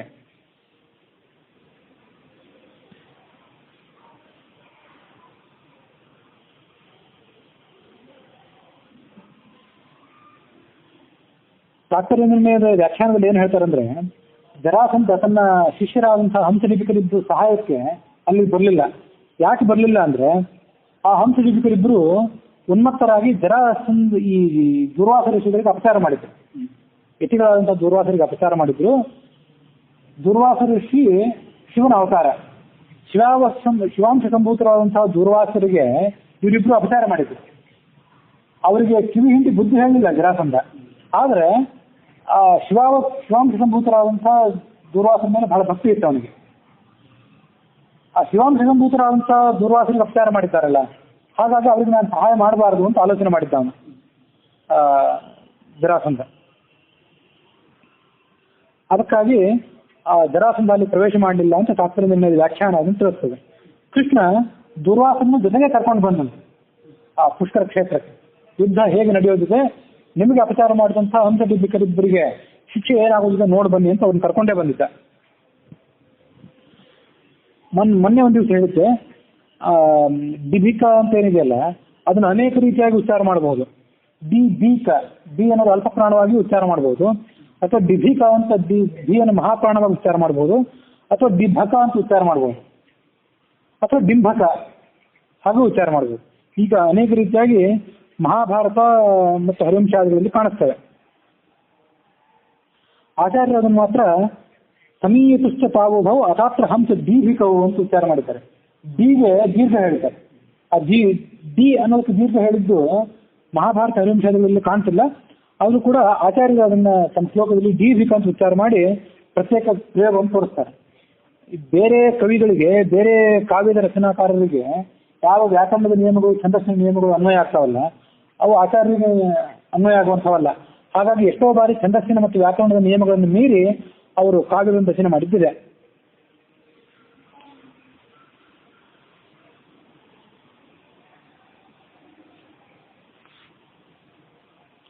ಹಂಸಡಿಬಿಕರ ತಂದೆ ಆದಂತಹ ಬ್ರಹ್ಮದತ್ತನು ಅಲ್ಲಿಗೆ ಬಂದಂತೆ. ಮತ್ತೆ ಆ ಹಂಸಡಿಬಿಕರಿಬ್ಬರಿಗೆ ಸಹಾಯಕನಾಗಿ ಇದ್ರು ಭೂತಗಳನ್ನು ಕಳಿಸಿದ್ನಲ್ಲ ಶಂಕರ, ಮಹಾದೇವನಾಂತ ಶಂಕರ, ಆದ್ರ ಭೂತರು ಕೂಡ ಅಲ್ಲಿಗೆ ಬಂದರು.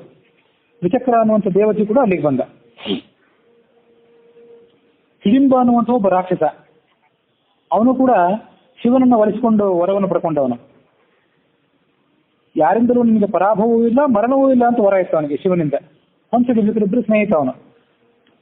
ಇದು ಮಹಾಭಾರತದಲ್ಲಿ ಭೀಮನ ಪತ್ನಿ ಅಂತ ಹಿಡಿಂಬ ಇತ್ತಲ್ಲ, ಅವಳು ಸಹೋದರಾಯನ ಅಲ್ಲ ಇವ.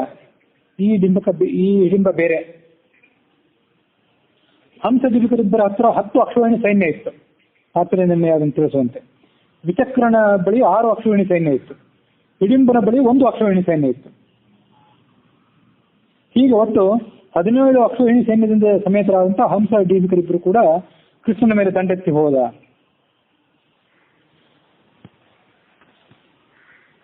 ಆ ಹಂಸಡಿಬಿಕರ 17 ಅಕ್ಷೋಹಿಣಿ ಸೈನ್ಯ ಮತ್ತು ಯಾದವರ ಬೃಹದಾಕಾರದ ಸೈನ್ಯ ಇವೆರಡರ ನಡುವೆ ದೊಡ್ಡ ಪ್ರಮಾಣದ ಯುದ್ಧ ನಡೆಯಿತು. ಆ ಪುಷ್ಕರ ಕ್ಷೇತ್ರದ ಶಾಂತತೆಯನ್ನ ಕದಡಿ ಹಾಕುವಂತೆ ಕ್ರೂರವಾದಂತಹ ಯುದ್ಧ ಅಲ್ಲಿಗೆ ನಡೆಯಿತು. ಅನೇಕ ಪಿಶಾಚಿಗಳು ರಾಕ್ಷಸರು ಅಲ್ಲಿಗೆ ಬಂದರು. ಯುದ್ಧದಲ್ಲಿ ಮಡಿದಂತಹ ರಾಕ್ಷಸರ ಮಾಂಸವನ್ನು ಅವರು ಭಕ್ಷಣೆ ಮಾಡಿದ್ರು, ರಕ್ತವನ್ನು ಪಾನ ಮಾಡಿದ್ರು. ಎಷ್ಟು ಪ್ರಮಾಣದ ರಾಕ್ಷಸರು, ಎಷ್ಟು ಪ್ರಮಾಣದ ಸೈನಿಕರು ಸತ್ತರು, ಎಷ್ಟು ಪ್ರಮಾಣದ ಕುದುರೆಗಳು ಸತ್ತವು, ಅದೆಲ್ಲವನ್ನು ಕೂಡ ಈ ಹರಿವಂಶ 122ನೇ ಅಧ್ಯಾಯದಲ್ಲಿ ತಿಳಿಸ್ತದೆ. 87,000 ಆನೆಗಳು ಅಲ್ಲಿ ಆ ಯುದ್ಧದಲ್ಲಿ ಹತವಾದವು. 30 ಕೋಟಿ ಒಳ್ಳೆಯ ಜಾತಿಯಲ್ಲಿ ಹುಟ್ಟಿದಂತಹ ಕುದುರೆಗಳು, 1 ಲಕ್ಷ ರಥಗಳು ಮತ್ತು ರಥವನ್ನು ಏರಿದಂತಹ ರಥಿಕರು, 30 ಕೋಟಿ ಶತ್ರುಧಾನಿಗಳಾದಂತಹ ಪದಾತಿ ಸೈನಿಕರು, ಇವರೆಲ್ಲರೂ ಕೂಡ ಯುದ್ಧದಲ್ಲಿ ಪ್ರಾಣವನ್ನು ತೊರೆದರು. ಯುದ್ಧ ಸಾಯಂಕಾಲ ತನಕ ಮುಂದುವರಿಯಿತು. ಆ ಯುದ್ಧದ ತೀವ್ರತೆಯನ್ನು ತಾಳದೆ ಎಷ್ಟೋ ಜನ ಸೈನಿಕರು ಭಯವನ್ನು ತಾಳದೆ ಮತ್ತೆ ಕೆಲವರು ಬಾಯಾರಿಕೆಯನ್ನು ತಾಳದೆ ಮತ್ತೆ ಕೆಲವರು ಹಸಿವಿನ ನೆಪದಿಂದ ಯುದ್ಧ ಭೂಮಿಯನ್ನು ಬಿಟ್ಟು ಓಡಿ ಹೋಗ್ಬಿಟ್ರು. ಅನೇಕ ಜನ ಸತ್ತೇ ಹೋದ್ರು. ಅಲ್ಲಿಗೆ 122ನೇ ಅಧ್ಯಾಯ ಮುಕ್ತಾಯವಾಗಿದೆ. 123ನೇ ಅಧ್ಯಾಯದಲ್ಲಿ ಕೃಷ್ಣ ಮತ್ತು ವಿಚಕ್ರ ನಡುವೆ ನಡೆದಂತಹ ಯುದ್ಧದ ವರ್ಣನೆ ಇದೆ.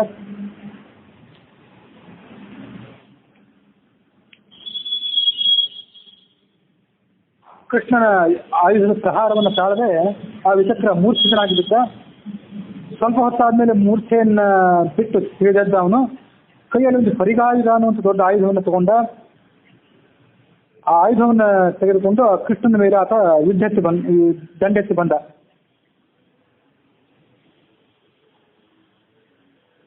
ಕೃಷ್ಣನ ಮೇಲೆ ಪರಿಗಾಯುಧವನ್ನು ಪ್ರಯೋಗ ಮಾಡಿದ. ಕೃಷ್ಣ ಆ ಪರಿಗಾಯುಧವನ್ನ ತನ್ನ ಕೈಯಿಂದಲೇ ತಡೆದು ತನ್ನ ಖಡ್ಗಾಯುಧದಿಂದ ಪರಿಗಾಯುಧವನ್ನು ಸಾವಿರಾರು ತುಂಡು ಮಾಡಿ ಕತ್ತರಿಸಿ ಹಾಕಿದ.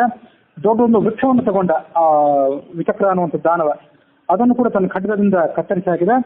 ಮುಂದೆ ತನ್ನ ಧನಸ್ಸಿನಲ್ಲಿ ನಿಶ್ಚಿತವಾದಂತಹ ಬಾಣವೊಂದನ್ನ ಹೂಡಿ ಆಗ್ನೇಯಾಸ್ತ್ರದಿಂದ ಅದನ್ನು ಅಭಿಮಂತ್ರಿತವನ್ನಾಗಿ ಮಾಡಿ ವಿಚಕ್ರನ ವಕ್ಷಸ್ಥಳದಲ್ಲಿ ಅದನ್ನು ಪ್ರಯೋಗ ಮಾಡಿದ. ಆ ವಿಚಕ್ರನ ವಕ್ಷಸ್ಥಳವನ್ನು ಭೇದಿಸಿ ಆತನ ಪ್ರಾಣವನ್ನು ಹೀರಿ ಆ ಆಗ್ನೇಯಾಸ್ತ್ರ ಮತ್ತೆ ಕೃಷ್ಣನ ಕೈಯನ್ನು ಅಲಂಕರಿಸಿತು. ಅಲ್ಲಿಗೆ 123ನೇ ಅಧ್ಯಾಯ ಮುಕ್ತಾಯವಾಗಿದೆ. 124ನೇ ಅಧ್ಯಾಯದಲ್ಲಿ ಹಂಸ ಮತ್ತು ಬಲರಾಮರ ನಡುವೆ ನಡೆದಂತಹ ಯುದ್ಧದ ವರ್ಣನೆ ಇದೆ. ಹಂಸನ ರಥವನ್ನ ಮತ್ತು ಆತನ ಕುದುರೆಗಳನ್ನ, ಸಾರಥಿಯನ್ನು ಎಲ್ಲವನ್ನೂ ಕೂಡ ಆ ಬಲರಾಮ ಧ್ವಂಸ ಮಾಡಿದ. ಹಂಸ ಬಲರಾಮರ ನಡುವೆ ಯುದ್ಧ ನಡೆದಾಗ ಆ ಹಂಸನ ಪರಾಕ್ರಮವೂ ಏನು ಕಡಿಮೆ ಇರಲಿಲ್ಲ. ಅವನು ಗದಾಯುದ್ಧದಲ್ಲಿ ಮಹಾಪಂಡಿತನಾಗಿದ್ದ. ಬಲರಾಮನನ್ನು ಎದುರಿಸಿ ಆತ ಗದೆಯಿಂದಲೇ ಯುದ್ಧ ಮಾಡಬೇಕು ಅಂತ ಬಂದ. 124ನೇ ಅಧ್ಯಾಯ ಅಲ್ಲಿಗೆ ಮುಕ್ತಾಯ ಆಗಿದೆ. 125ನೇ ಅಧ್ಯಾಯದಲ್ಲಿ ಡಿಂಬಕ ಸಾತ್ಯಕಿಯ ಮೇಲೆ ಯುದ್ಧ ಮಾಡಿದ ವರ್ಣನೆ ಇದೆ. ಬಲರಾಮನ ಜೊತೆಗೆ ಹಂಸ, ಸಾತ್ಯಕಿಯ ಜೊತೆಗೆ ಡಿಂಬಕ 5,000 ಬಾಣಗಳನ್ನು ಒಮ್ಮೆಲೆ ಆತ ಪ್ರಯೋಗ ಮಾಡಿದಂತಿದೆ. ಸಾತ್ಯಕಿ ಆ ಬಾಣಗಳ ಏಟನ್ನ ಎಲ್ಲವನ್ನು ಕೂಡ ತೆಗೆದುಕೊಂಡು ತಾನು ಆತ ಮೇಲೆ ಪ್ರಯೋಗ ಮಾಡಿದ. ಖಡ್ಗ ಯುದ್ಧದಲ್ಲಿ ಪಂಡಿತರಾದವರು ಯಾರ್ಯಾರು, ಅವರ ಕೆಲವರು ಹೆಸರುಗಳನ್ನು ಹೇಳ್ತದೆ ಹರಿವಂಶ.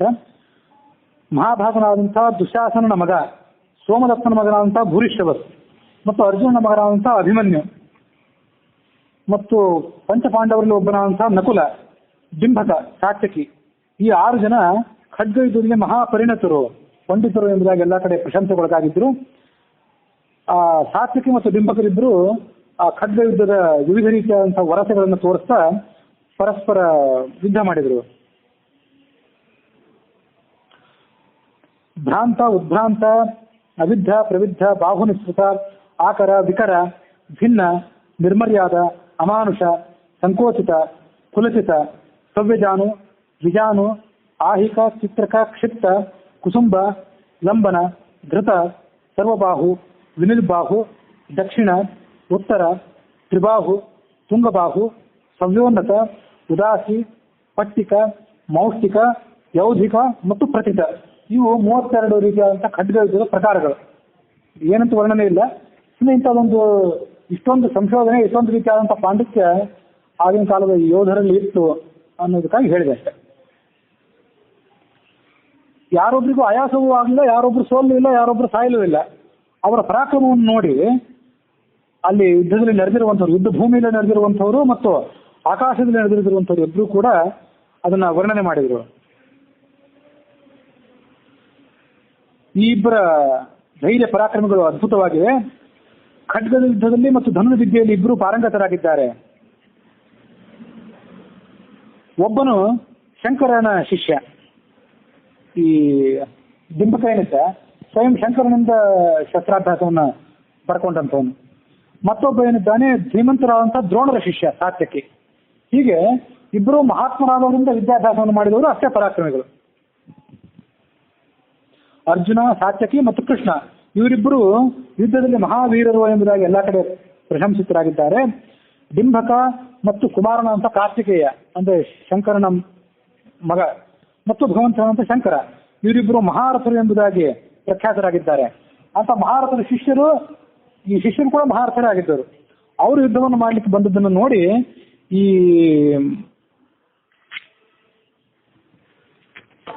ಆಕಾಶದಲ್ಲಿ ನೆರೆದಂಥವರು ದೇವತೆಗಳು, ಗಂಧರ್ವರು, ಯಕ್ಷ, ಕಿನ್ನರೆಲ್ಲರೂ ಕೂಡ ಪರಸ್ಪರ ಮಾತಾಡ್ತಿದ್ರು, ಆ ಯುದ್ಧದ ವೈಭವವನ್ನ ವರ್ಣನೆ ಮಾಡ್ತಿದ್ರು. ಅಲ್ಲಿಗೆ 125ನೇ ಅಧ್ಯಾಯ ಮುಕ್ತಾಯವಾಗಿದೆ. 126ನೇ ಅಧ್ಯಾಯದಲ್ಲಿ ಈ ಹಿಡಿಂಬ ಮತ್ತು ವಸುದೇವ ಉಗ್ರಸೇನರ ನಡುವೆ ನಡೆದಂಥ ಯುದ್ಧವನ್ನು ನೋಡ್ತೇವೆ. ವಸುದೇವ ಉಗ್ರಸೇನರಿಬ್ಬರು ಬಹಳ ಮುದುಕರಾಗಿದ್ರು. ಅವರ ತಲೆಯ ಮೇಲಿದ್ದಂಥ ಒಂದು ಕೂದಲು ಕಪ್ಪಾಗಿ ಉಳಿದಿರಲಿಲ್ಲ ಮತ್ತು ಇಡೀ ಶರೀರದಲ್ಲಿ ಸುಕ್ಕು. ಆದರೂ ಅವರ ಪರಾಕ್ರಮಕ್ಕೆ ಏನು ಕುಂದು ಬಂದಿರಲಿಲ್ಲ, ಮಹಾಪರಾಕ್ರಮಿಗಳಾಗಿದ್ರು ಅವರು. ಯಾಕೆಂದ್ರೆ ಅವರು ಈಗಾಗಲೇ ಮಕ್ಕಳು, ಮೊಮ್ಮಕ್ಕಳು, ಮರಿಮಕ್ಕಳು, ಗಿರಿಮಕ್ಕಳು ಎಲ್ಲರನ್ನೂ ಕಂಡುಕೊಂಡು ಎಷ್ಟೆಷ್ಟು ಬಾರಿ ಅನೇಕ ಶಾಂತಿಗಳನ್ನು ಮಾಡ್ಕೊಂಡಿದ್ರು. ಅದರ ಮಕ್ಕಳು ಗಿರಿಮಕ್ಕಳನ್ನು ನೋಡಿದ ಮೇಲೆ ಶಾಂತಿ ಮಾಡ್ಕೊಳ್ಳೋದು ಅಂತಾರಲ್ಲ, ಅಂತ ಎಷ್ಟೆಷ್ಟು ಶಾಂತಿಗಳನ್ನು ಮಾಡಿಸ್ಕೊಂಡಿದ್ರು. ಅಂತ ಮಹಾಪರಾಕ್ರಮಿಗಳಾಗಿದ್ರು ಅವರು. ಅವರು ಈ ಹಿಡಿಂಬ ಅನ್ನುವಂಥ ರಾಕ್ಷಸನ ಜೊತೆಗೆ ಯುದ್ಧಕ್ಕೆ ಬಂದರು. ಆ ಹಿಡಿಂಬ ರಾಕ್ಷಸನ ವರ್ಣನೆ ಏನ್ ಮಾಡ್ತಾರೆ ಹರಿವಂಶದಲ್ಲಿ, ಅವನ ತಲೆ ಕೂದಲು ಹಳದಿ ಬಣ್ಣದ್ದಾಗಿತ್ತಂತೆ, ವಿಕಾರವಾದಂಥ ಕಣ್ಣುಗಳನ್ನು ಹೊಂದಿದ್ದ. ದಾರಿಯಲ್ಲಿ ಹೋಗುವಾಗ ಅಲ್ಲಿ ಯಾರು ಸಿಗ್ತಾರಲ್ಲ ಅವ್ರನ್ನ ನುಂಗ್ತಾ ಇದ್ದ ಅವನು. ಆ ನುಂಗೋದ್ರಿಂದ ಭಾರಿ ಸಂತೋಷ ಆಗ್ತಿತ್ತು ಅವನಿಗೆ. ವಿಶಾಲವಾದಂಥ ದವಡೆಗಳಿತ್ತು, ಗಿಡುಗ ಪಕ್ಷಿಯ ಕೊಕ್ಕಿನಂತೆ ಆತನ ಮೂಗಿತ್ತು. ಶರೀರದ ಕೂದಲೆಲ್ಲವೂ ಮೇಲ್ಮುಖವಾಗಿ ನಿಮಿರಿಕೊಂಡಿದ್ದವು.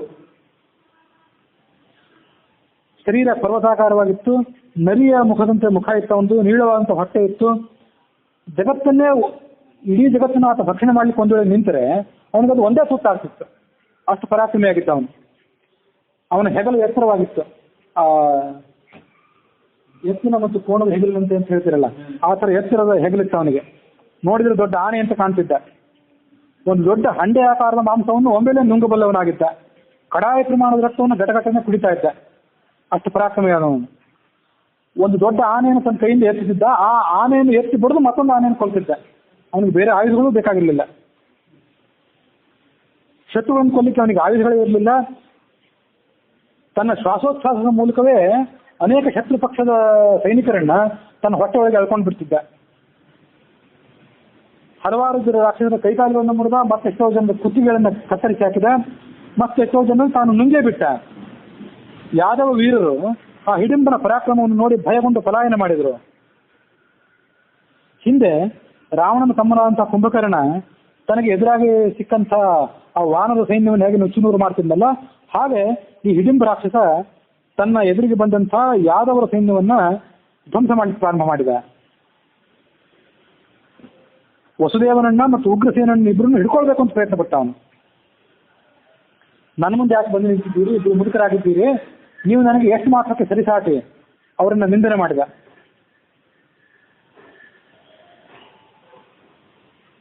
ನೀವಿಬ್ರು ನನಗೆ ಎರಡು ಅನ್ನದ ತುತ್ತುಗಳಂತೆ ಇದ್ದೀರಿ. ಬ್ರಹ್ಮ ನಿಮ್ಮಿಬ್ಬರನ್ನು ನನಗಾಗೇ ಸೃಷ್ಟಿ ಮಾಡಿದ್ದಾನೆ. ನಾನು ನಿಮ್ಮಿಬ್ಬರನ್ನು ಕೊಂದು ನನ್ನ ಬಾಯಲ್ಲಿ ಹಾಕೊಂಡ್ಬಿಟ್ರೆ ಅದು ನಿಮಗೂ ಕಳಂಕವೇ. ಅದ್ರ ಬದಲು ನೀವೇ ನನ್ನ ಬಾಯಲ್ಲಿ ಪ್ರವೇಶ ಮಾಡಿಬಿಡಿ. ಹಾಗಾಗಿ ನಿಮಗೂ ಅನಾಯಾಸ ಆದೀತು, ನನಗೂ ಅನಾಯಾಸ ಆದೀತು. ನಿಮ್ಮ ರಕ್ತವನ್ನು ಕುಡಿದು ನಾನು ಆನಂದದಿಂದ ತೃಪ್ತನಾಗ್ತೇನೆ, ಮಾಂಸವನ್ನು ಭಕ್ಷಣ ಮಾಡ್ತೇನೆ ಅಂತ ಹೇಳಿ ತನ್ನ ಅಗಲವಾದಂಥ ದವಡೆಯನ್ನ ಆತ ತೆಗೆದ. ಅವನನ್ನು ನೋಡಿ ಯಾದವರೆಲ್ಲರೂ ಕೂಡ ಹೆದರಿ ಓಡಿ ಹೋದರು. ಆಗ ಬಲರಾಮ ಅಲ್ಲಿಗೆ ಮುಂದೆ ಬಂದ. ವೃದ್ಧರಾಗಿರುವಂತಹ ವಸುದೇವ ಮತ್ತು ಉಗ್ರಸೇನರನ್ನ ನುಂಗಿ ಹಾಕುವಂತ ಕೆಲಸವನ್ನು ಬಿಟ್ಟುಬಿಡು. ನಾನಿಲ್ಲಿ ನಿಂತಿದ್ದೇನೆ, ಬಲಭದ್ರ ತನ್ನ ಹೆಸರು, ನಾನೊಬ್ಬನೇ ನಿನ್ನ ಸಂಹಾರ ಮಾಡ್ತೇನೆ. ಆ ಮುದುಕರಾದಂತಹ ಅವರಿಬ್ಬರಿಗೆ ಯಾಕೆ ಭಯ ಮಾಡ್ತಿದ್ದಿ, ಅವರಿಬ್ಬರಿಗೆ ಯಾಕೆ ತೊಂದರೆ ಕೊಡ್ತಾ ಇದ್ದಿ? ಅವರಿಬ್ಬರನ್ನು ಬಿಟ್ಟ ಆ ಹಿಡಿಂಬ ರಾಕ್ಷಸ ಅವನ ಬೆನ್ನಟ್ಟಿ ಹೋಗ್ಲಿಲ್ಲ. ಈ ಬಲಭದ್ರ ಇನ್ನೂ ಬಲಿಷ್ಠನಾಗಿ ಕಾಣ್ತಾನೆ ಆ ಇಬ್ರು ಮುದುಕರಿಗಿಂತ. ಅದರಿಂದಾಗಿ ಇವನನ್ನೇ ಮೊದಲು ತಿಂದು ಹಾಕ್ತೇನೆ ಅಂತ ವಿಚಾರ ಮಾಡಿ ಆ ಬಲರಾಮನ ಮೇಲೆ ಏರಿ ಬಂದ. ಬಲಭದ್ರನ ಎದೆ ಮೇಲೆ ಆಗ ಪ್ರಹಾರ ಮಾಡಿದ. ಆ ಬಲರಾಮನಿಗೆ ಆ ಚಿತ್ತ ತಾಳದೆ ಅವರಿಬ್ಬರ ನಡುವೆ ಮುಷ್ಟಿ ಯುದ್ಧ ಪ್ರಾರಂಭ ಆಯಿತು. ಹಿಂದೆ ಇಂದ್ರ ಮತ್ತು ವೃತ್ತಾಸುರರ ನಡುವೆ ಭಯಂಕರವಾದಂತಹ ಯುದ್ಧ ನಡೆದಂತೆ ಇವರಿಬ್ಬರ ನಡುವೆ ಯುದ್ಧ ನಡೀತು. ಆ ಬಲಭದ್ರ ಮುಷ್ಟಿಯನ್ನ ಬಿಗಿ ಹಿಡಿದ 10 ಬಾರಿ ಅದನ್ನ ಗರಗರನ್ನು ತಿರುಗಿಸಿದ, ಗದೆ ತಿರುಗಿಸಿದಂಗೆ. ಅವನ ಮುಷ್ಟಿ ಏನು ಯಾವ ಗದೆಗೇನು ಕಡಿಮೆ ಇರಲಿಲ್ಲ. ಆ ಹಿಡಿಂಬ ರಾಕ್ಷಸನ ಎದೆ ಮೇಲೆ ಅಪ್ಪಳಿಸಿದ. ಆ ಎದೆ ಮೇಲೆ ಅಪ್ಪಳಿಸಿದ ಕೂಡಲೇ ಮುಖದ ಮೇಲೂ ಅಪ್ಪಳಿಸಿದ. ಆತ ಪ್ರಾಣಗಳನ್ನು ತೊರೆದು ನೆಲದ ಮೇಲೆ ಕುಸಿದು ಬಿದ್ದ. ಸತ್ತವನ ಆ ಶರೀರವನ್ನ ಆ ಬಲಭದ್ರ ಎತ್ತಿ ಹಿಡಿದ. 10 ಬಾರಿ ಅದನ್ನು ತಿರುಗಿಸಿ ತನ್ನ ಶಕ್ತಿ ಎಷ್ಟು ಅಂತ ಎಲ್ಲರಿಗೂ ತೋರಿಸುವಂತೆ ಎತ್ತಿ ಬಿಸಾಕಿದ. ಅದು 2 ಕ್ರೋಶ ದೂರಕ್ಕೆ ಹೋಗಿಬಿಟ್ಟು. 2 ಕ್ರೋಶ ಅಂದ್ರೆ ಹಿಂದೊಮ್ಮೆ ಹೇಳಿದ್ದು ಸುಮಾರು 6 ಮೈಲ್ ಆಗ್ಬಹುದು. 6 ಮೈಲ್ ನೆನಪು, ಹಿಂದೆ ಹೇಳಿದ ನೆನಪು, ಅಲ್ಲಿ ಹೇಳಿದ ಮಾಹಿತಿ ಸರಿಯಾಗಿದೆ. ಅಷ್ಟು ದೂರ ಹೋಗಿ ಆ ರಾಕ್ಷಸನ ಮೃತ ಶರೀರ ಹೋಗಿ ಬಿಟ್ಟು ಅವನ ಅನುಯಾಯಿಗಳಾದಂಥವ್ರು, ಹಿಡಿಂಬನ ಅನುಯಾಯಿಗಳಾದಂಥವ್ರು ಆ ಬಲಭದ್ರನ ಪರಾಕ್ರಮವನ್ನು ನೋಡಿ ಹೆದರಿ ಓಡಿ ಹೋದರು. ಅಲ್ಲಿಗೆ ಸೂರ್ಯನು ಕೂಡ ತನ್ನ ತೇಜಸ್ಸನ್ನು ಉಪಸಂಹಾರ ಮಾಡಿಕೊಂಡ. ಅಂದ್ರೆ ಸೂರ್ಯಾಸ್ತವಾಯಿತು. ಹಂಸನ ಕಡೆಯಲ್ಲಿದ್ದಂಥ ರಾಜರು ವಿಚಾರ ಮಾಡಿದ್ರು, ಸೂರ್ಯಾಸ್ತ ಆಗಿದೆ, ಈಗ ಯುದ್ಧವನ್ನ ಉಪಸಂಹಾರ ಮಾಡೋಣ. ನಾಳೆ ಮುಂದಿನ ಯುದ್ಧವನ್ನು ಗೋವರ್ಧನ ಪರ್ವತದಲ್ಲಿ ಮಾಡೋಣ, ಅಲ್ಲಿ ಮಾಡಿದ್ರೆ ಭಾರಿ ಒಳ್ಳೆಯದು. ಗೋವರ್ಧನ ಪರ್ವತದಲ್ಲಿ ಹಿಂದೆ ಕೃಷ್ಣ ವಿಹಾರವನ್ನು ಮಾಡಿದ ಜಾಗ ಅದು. ಆ ಆ ಪವಿತ್ರ ಸ್ಥಳದಲ್ಲಿ ನಾಳೆ ಯುದ್ಧ ಮಾಡೋಣ ಅಂತ ಆಲೋಚನೆ ಮಾಡಿ ಅವರೆಲ್ಲರೂ ಕೂಡ ಧಾವಿಸಿದ್ರು. ಮತ್ತೆ ಬೆಳಗಾಗೋದ್ರೊಳಗೆ ಆ ಗೋವರ್ಧನ ಪರ್ವತಕ್ಕೆ ಯುದ್ಧಾಕಾಂಕ್ಷಿಗಳಾಗಿ ಬಂದು ಮುಟ್ಟಿದ್ರು ಅನ್ನುವಲ್ಲಿಗೆ ಹರಿವಂಶದ ಭವಿಷ್ಯ ಪರ್ವದ 126ನೇ ಅಧ್ಯಾಯ ಸಮಾಪ್ತ ಆಗಿದೆ.